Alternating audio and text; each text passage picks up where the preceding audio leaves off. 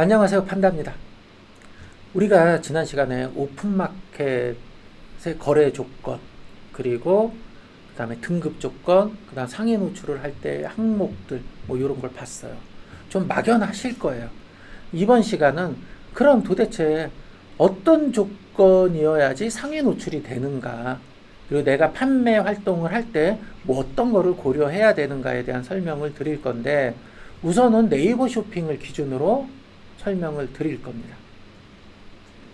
네이버 쇼핑은 이렇게 쇼핑 검색 랭킹 구성이라 그래서 세 가지의 지표를 제시하고 있어요. 이 자료는 네이버 쇼핑에서 공개되어 있어요.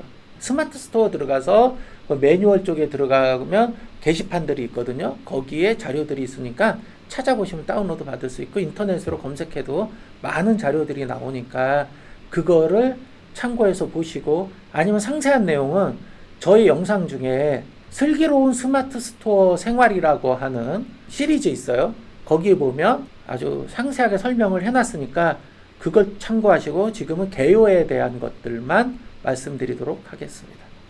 적합도, 인기도, 신뢰도, 이렇게 크게 세 개의 지표가 있고요. 그 밑에 적합도는 어떤 요소로 구성되어 있냐? 상품명, 카테고리, 제조사 브랜드, 속성 태그, 이렇게 4개로 구성되어 있다. 인기도는 클릭수, 찜수, 판매 실적, 리뷰수, 최신성이에요. 인기도라고 하는 게 뭐예요? 고객이 어떻게 반응하느냐죠. 고객이 이 상품을 보고서 클릭을 했어, 찜을 했어, 인기 있는 거네, 팔릴 가능성이 있죠. 실제 팔렸어, 오케이, 이건 팔렸으니까 더 가능성이 있죠. 팔렸는데 고객이 리뷰까지 달았어, 이거는 잘 팔리겠네. 자, 이렇게 그냥 생각을 하는 거예요. 플러스 최신성. 뭐죠? 신규로 등록해서 신상품이야, 신상이야, 그러면은 고객한테 소개해줘야지. 이렇게 되는 거예요. 다음 세 번째, 신뢰도는 상품명을 규정대로 잘 만들었는가. 쇼핑 페널티라고 하는 건 출고를 정상적으로 잘 하는가, 고객이 물어봤을 때 응대를 잘 하는가, 고객이 반품이나 교환 요청했을 때 잘 대응하느냐, 아니면 주문 후 품절이 어느 정도 되느냐, 이렇게 거래 관계에서 문제가 발생되냐 아니냐를 보는 거예요. 이렇게 크게 세 가지 지표가 있다. 근데 이 중에서 이 신뢰도는 내 상점 전체에 적용되는 거예요. 그래서 이 신뢰도를 유지하는데 여러분들은 집중하셔야 됩니다. 적합도에 굉장히 어려운 말이 나와요. 필드 연관도와 카테고리 선호도라고 하는 게 있는데, 그냥 쉽게 얘기하면 내가 보온병을 등록을 하려고 하는데 어느 카테고리에 집어넣을 거냐라고 하는 거예요. 보온병이라고 하는 카테고리에 넣어야 되는데 그냥 이거를 텀블러라고 하는 카테고리에 넣었어요. 그럼 이거 적합도가 좀 떨어지는 거예요. 근데 이 보온병의 제조사가 대부분 키친아트, 한샘 이런 데들이 있는데, 이 보온병의 제조사가 현대자동차야. 좀 이상하잖아요. 이렇게 상품과 카테고리와 제조사와 태그, 속성값, 브랜드, 이런 것들이 다 연관성을 가지고 있느냐, 다 촘촘히 잘 연결되어 있다면 잘 만들어진 상품이고 팔릴 가능성도 높은 거야. 이렇게 판단을 해요. 인기도 아까 했던 것들을 나눠봤어요. 클릭수, 판매 실적, 구매평, 찜수, 최신성, 이렇게 크게 5가지가 있다 그랬잖아요. 이 중에 클릭수는 내가 이렇게 고객이 검색하고 클릭을 하느냐인데, 여기 적혀 있는 게 하나 있어요. 중요한 거. 최근 7일 동안이에요. 클릭을 막 했어. 그럼 만약에 하나의 클릭당 2점이라고 합시다. 10번 클릭했으면 20점이죠. 이 20점이 쭉 유지되는데 8일차가 됐으면 앞에 클릭한 게 만약에 2건이면 4점이 빠져나가는 거예요. 그리고 또 클릭이 일어났으면 점수가 올라가고. 자, 요런 구조를 가지고 있어요. 판매 실적 마찬가지예요. 하나를 샀어요. 그럼 점수를 주겠죠. 예를 들어서 3점을 줬어요. 요게 최근 2일, 7일, 30일, 2일 재고 높다가 7일 좀 내려가고 30일 되면 점수가 없어지는 거예요. 이렇게 기간과 연동돼서 점수가 관리되는 거고요. 구매평은 구매평을 달았어. 그럼 구매평 하나 달 때마다 몇 점 쭉 올라가요. 근데 여기에는 기간 제한이 없으니 누적되는 거네. 즉 구매평이 많아 계속 쌓이면 나의 점수는 누적돼서 쭉 가는 거네. 구매평이 굉장히 중요하네. 자, 이런 것들을 알 수 있습니다. 그럼 이걸 제가 지어냈냐? 아니에요. 네이버의 가이드에 이렇게 적혀 있는 거를 저는 여러분들이 식별하기 좋게 분류만 해놨을 뿐이에요. 근데 여기 보니까 카테고리별로 상대적으로 환산해서 지수화한대. 말이 되게 어려워. 카테고리별로 상대적으로 지수화해서 뭐 어쩌고 저쩌고 막. 어떤 상품군은 리뷰가 많이 달려요. 어떤 상품군은 리뷰가 안 달려요. 이런 게 있다는 거예요. 예를 들어서 여성 의류예요. 리뷰 많이 달리겠죠. 여기에 하나당 3점씩을 줘요. 근데 이게 산업용 드라이버예요. 이 드라이버에 리뷰가 몇 개나 달릴까요? 많이 안 달리겠죠. 근데 동일하게 3점 10개 달렸어요. 그래서 여기에 3점 10개, 30점, 여기에 10개 달려서 30점 이렇게 매기는 게 아니라 의류 쪽은 하나당 한 1점씩만 계산하겠다. 이렇게 리뷰가 많이 달리는 카테고리냐 아니냐에 따라서, 즉 구매자의 어떤 패턴에 따라서 상대적으로 점수를 주겠다. 이런 뜻입니다. 찜도 마찬가지예요. 찜도 기한 제한이 없네요. 찜을 하면 찜의 숫자가 늘어나면 이것도 누적돼서 점수가 올라가겠네 라고 우리는 추측할 수 있습니다. 최신성이에요. 쇼핑 DB 등록일을 기준으로 상대적으로 지수화한다. 신상품을 한시적으로 노출 유도를 한다. 자, 요것도 뭐예요? 상대적으로 지수화해. 어떤 상품군은 신상이 굉장히 잦은 횟수로 들어와. 시즌 상품들 당연히 그렇겠죠. 의류 그렇겠죠. 여름용품 그렇겠죠. 근데 사무 문구류 신상품이 많이 나오나요? 그렇지 않죠. 자, 요렇게 상대적으로 이것도 점수 체계를 구성한다라고 하는 뜻이에요. 자, 카테고리 상품군별로 점수 체계가 달라지는 게 있고요. 계속 누적해서 점수가 올라가는 게 있고, 특정 시간이 되면 점수가 빠지는 게 있어요. 자, 인기도는 이렇게 좀 복잡하지만 또 우리가 여러 가지 판매 기법, 운영 기법을 통해서 이 점수들을 먹을 수 있는 여지도 많은 곳입니다. 신뢰도예요. 신뢰도는 네이버 쇼핑 페널티와 상품명 SEO, 구매평, 판매 실적에 대한, 그러니까 구매평을 장난질 쳤어. 아니면 판매 실적을 조작했어. 이런 것들, 상품 정보를 진짜 말도 안 되게 이상하게 장난질을 쳤어. 이럴 경우는 상품 정보를 변경했을 땐 상품 단위이지만, 구매평 아니면 배송을 지속적으로 늦게 한다든지 주문 후 품절이 많아서 경고, 주의 이렇게 페널티를 쭉 먹어가면 내 상점 전체에 대한 어떤 일시 판매 중지도 될 수 있는 거고요. 영구 퇴출도 될 수 있어요. 그래서 네이버 쇼핑 페널티는 주의 깊게 보셔야 되고요. 상품명 SEO는 앞에 우리 적합도의 규정을 잘 맞췄다면 요거는 여러분들이 크게 신경 안 쓰셔도 되는 규정입니다. 자, 요런 세부적인 내용이 있는데 요거는 저희 슬기로운 스마트 스토어 생활에 상세히 설명해 놨으니까 그 영상을 참고하세요. 자, 요 부분만 설명을 드릴 건데, 우리가 아까 우리 적합도 상품명 SEO 규정에 따라서 상품명을 만들어야 된다 라고 하는 이야기예요. 근데 잘 만들어야 된다. 그래서 제가 상품명 만들기 실습을 시키면 여러분들이 상품명을 만들려고 무지 노력을 하는데 결국에 이상한 상품명을 만들어 버려요. 그래서 어느 정도 잘 만들어진 상품명이 전혀 안 팔리는 상품명, 전혀 노출 지수를 반영 안 된 상품명을 만들어 버립니다.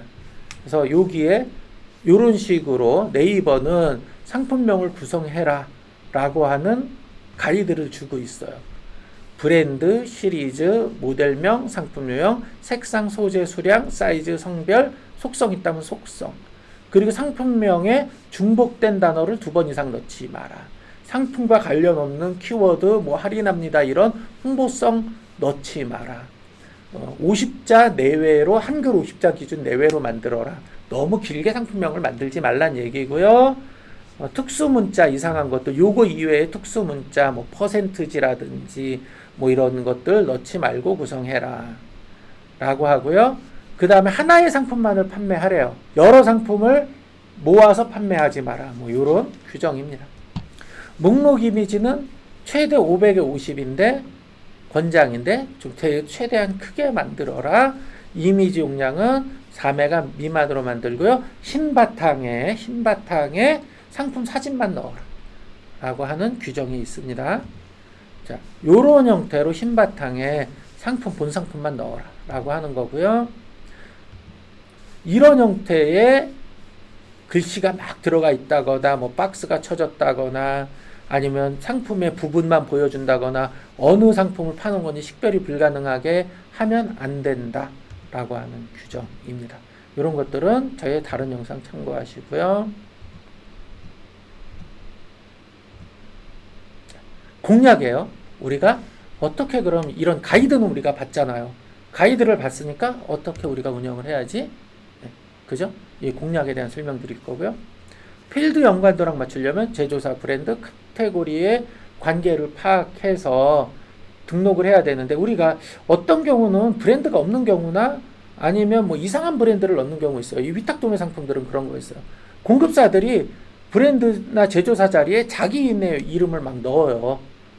이런 경우에 문제의 여지도 있을 수 있고 필드 연관도에 떨어질 수도 있습니다. 그래서 공란을 채울 때도 주의하셔야 되고요. 카테고리 제일 중요해요. 제대로 넣어야 돼요. 근데 내가 어느 카테고리에 넣어야 될지 잘 모르겠어. 그러면 네이버 쇼핑에서 그 상품명으로 검색하면 맨 위에 카테고리 나오고 플러스 버튼 누르면 쫙 흩어져서 나오면 가장 많이 등록해 놓은 카테고리가 있을 거예요. 그냥 그걸 선택하시면 무난합니다. 물론 상품 정보를 가공해서 포지셔닝을 바꿀 때, 즉 전혀 다른 상품군으로 구성할 때는 그 자리에 들어가면 안 됩니다. 그건 나중에 다시 설명드릴 거예요. 상품명은 조금 전에 본 것처럼 그 규정대로 만들되 50자 이내로 만들어라.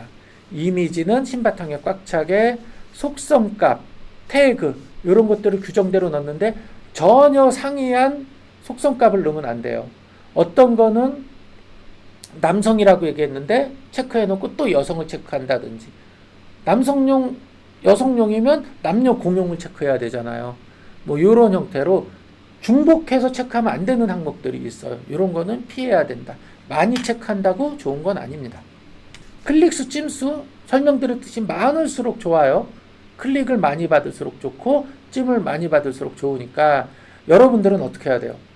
찜과 클릭을 많이 받도록 해야 되죠. 그래서 어떤 마케팅 회사 같은 데서 연락이 많이 오는데 내가 너한테 뭐 클릭을 많이 유도시켜 주겠어, 뭐 찜을 받게 해주겠어, 아니면 연관 검색어로 등록을 하도록 해주겠어, 뭐 이런 전화들이 많이 옵니다. 근데 지금은 하지 마세요. 어떻게 해야 될지도 모르고 효과도 없습니다. 그건 여러분들이 어느 정도 익숙해지고 나의 주력 상품이 생겼을 때 그때 하시는 게 맞습니다. 판매 실적 있죠? 예, 요거 보면 돼요. 여러분들이 지인한테 뭐 사달라고 할 수 있겠죠. 리뷰, 뭐 3분한테 달아주세요. 근데 잘 안 달아주니까 처음에 리뷰가 없을 때는 리뷰를 달았을 때 적립, 포인트를 많이 주는 거예요. 그래서 포토 리뷰 달고 한 달 리뷰 달면 최대한 많이 줘서 리뷰를 달리도록 하는 거고, 최대한 모든 사람이 달도록 하면 이건 계속 누적해서 쌓인다 그랬잖아요. 이 점수를 받는 거고요. 최신성 이렇게 가이드 적어놨어요. 상품명 SEO 앞에 규정 잘 맞추면 되는 거고요. 페널티 3일 이내 출고 뭐 이런 규정들이 있어요. 요거는 한번 읽어보시면 어느 정도 이해하실 내용입니다. 자, 지금까지 네이버 쇼핑의 상위 노출, 상품 정보 어떻게 구성해야 되는 것들을 설명드렸는데 아직도 좀 막연하시죠? 요거를 점수로 네이버에서 공개해 놓은 게 있어요. 지금 보여드릴게요. 자, 요런 형태로 공개되어 있는데 요 점수가 현재의 점수는 아니에요. 계속 변경되니까. 다만 네이버가 몇 년 전에 요런 식으로 점수를 매깁니다 라고 공개를 했으니 그냥 뭐 어느 게 가산점이 있어서 더 올라가고 어느 게 좀 빠지고 요 정도로 변경됐겠다 라고 생각을 하시고 한번 봅니다. 같이. 상품명을 자기네 규정대로 잘 만들었으면 플러스 3점을 준대요. 이벤트 필드라고 이렇게 적는 데가 있어요. 거기에 입력되어 있으면 플러스 1점을 준대요. 그럼 공단에 내가 이벤트 하는 게 없는데 뭘 넣어야 돼?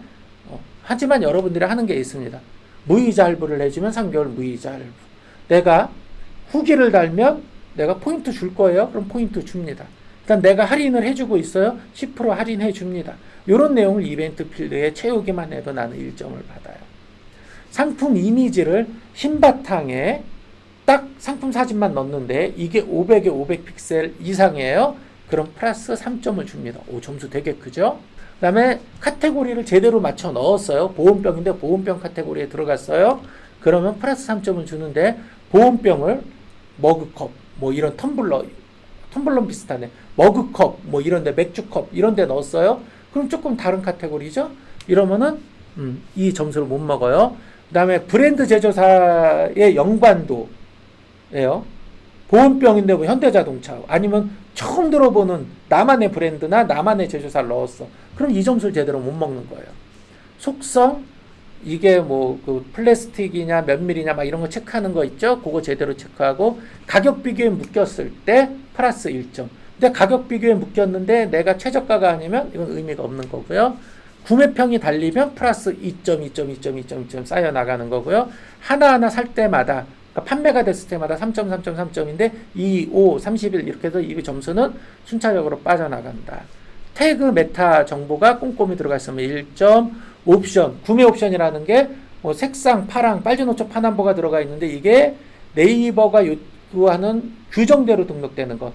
즉 색깔이 아니라 색상이라고 되어 있고 그 다음에 옐로우가 아니라 노랑이라고 되어 있고 네이버가 스마트 스토어가 어떻게 표기하세요라고 하는 규정이 있어요.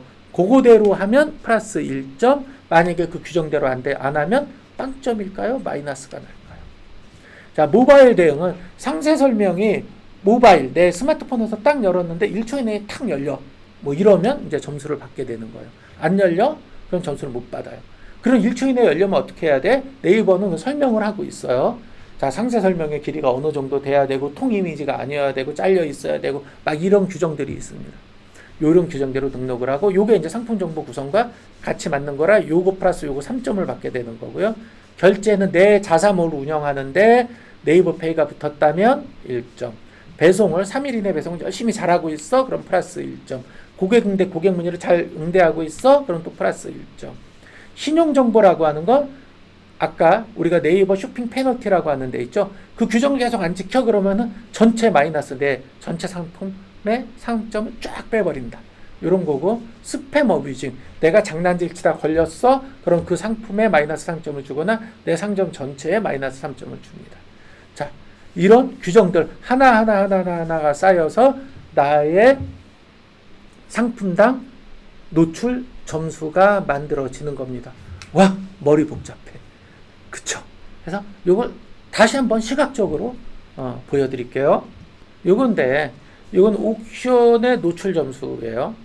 지금 이 표는 볼 수 없어요.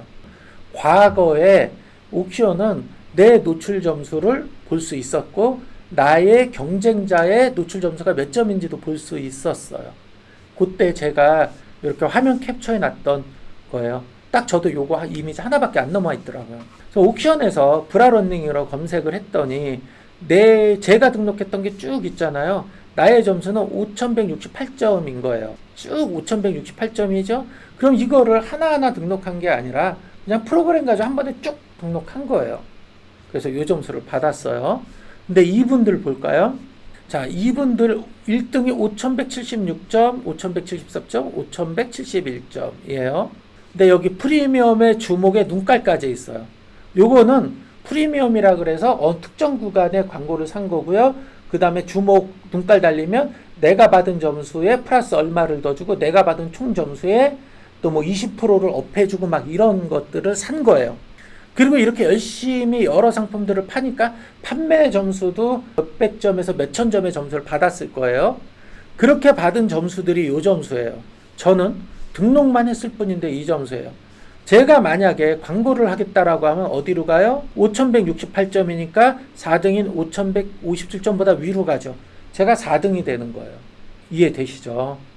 그래서 이 전 페이지에 요렇게 상품명 카테고리 요게 하나하나의 조건들을 정말 마켓이 원하는 규정대로 잘 만들어서 등록을 해야 된다는 거예요. 그렇게 등록된 결과가 바로 요런 형태가 나오는 거고 나의 점수는 4등을 차지하게 된다.